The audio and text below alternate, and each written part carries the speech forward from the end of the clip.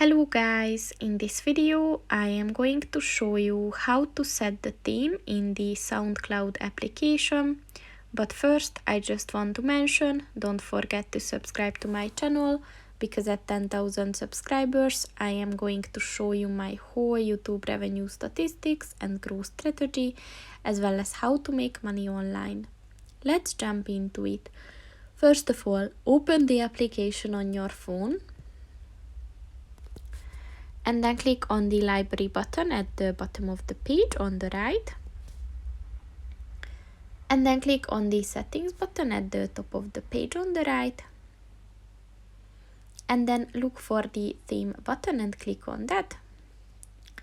And as you can see, there are 3 options that you can choose from. So you can set it to dark, light, or the system mode.